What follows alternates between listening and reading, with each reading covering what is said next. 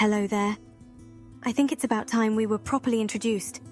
My name is Mika Le Fay, or, more accurately, Mika Gaunt. You see, I'm a pure-blood witch born into the Le Fay and Gaunt families. My father, Elias Gaunt, is my cousin Ominous's uncle. My father was brilliant. He was renowned for his excellence in potion making. My mother, Matilda Le Fay, is a direct descendant of Morgana Le Fay, a renowned healer and dark witch. My mother was renowned for her brilliant bookkeeping skills. She knew much about wizard history. I miss them both. Both sides of my family are full of secrets, some darker than others, and some that should have stayed lost to time. I spent much of my childhood with my friends, the Sallows and my cousin, Ominous. We all lived relatively close to one another, practically in the same hamlet. My friend Sebastian Sallow and I were always close as children. We got into so much trouble together. Those were simpler times.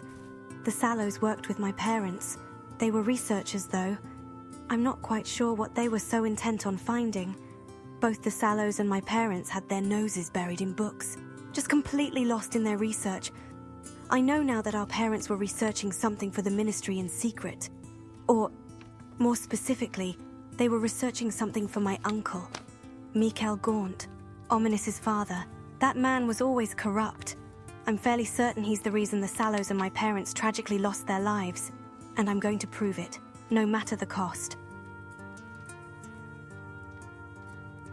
I was born with magic. Not to say that most witches and wizards aren't, but I was different. I could do magic from birth. I didn't need to wait till my 11th birthday for my magic to show itself. My parents were so proud of my abilities, but they kept my magic a secret, especially from my uncle. I never understood why until I got older. My mother, I miss her so. She enchanted my hair to have rosy pink strands that framed my face. I still upkeep the enchantment. It's one of the few things I have left of her. As I mentioned, the Sallows and my parents were researching something for my uncle. When I had turned 6, my parents tragically died from an undetectable toxin caused by a defect in the lamps they used in our cellar. They were so busy with their research that they hadn't noticed the lamps were defective. I was heartbroken, but something struck me as odd. The Sallows, a year later, died the same way. That can't be a coincidence. After the death of our parents, the Sallow twins and I had moved in together with their Uncle Solomon. I was able to stay with them for a couple of years before my uncle came to collect me. My uncle Mikael loathed me. I was never to see the light of day. I was kept locked away in the dungeons beneath the Gaunt family manor. My cousin, Ominous, had no idea I was even home. My uncle tortured me. He wanted answers. He wanted secrets. And he'd do anything to pry them from my lips. I was beaten every day. He barely even kept me alive. He used Crucio and all manner of damaging spells to inflict as much pain as possible on me. I never gave in, though. When I turned 11, I received my Hogwarts letter. It was the first time I felt hopeful. I didn't get to read the letter. When I opened the envelope, the letter had portkeyed me to the gates of Hogwarts. That's when I met Professor Weasley. She was shocked by my ragged appearance. My hair looked as if whoopers had nested amongst the tangled mess. I was covered in dirt and blood. Professor Weasley took great care of me. She helped clean me up and prepare for the sorting ceremony. She's a lovely woman, so kind and understanding. Once the sorting ceremony began, I recall all the new first years, including myself, being escorted to the Great Hall. The floating candles and the enchanted sky were breathtaking. Amongst the mass of students, I happened to see Sebastian, Anne, and Ominous. I was so happy to see their faces again.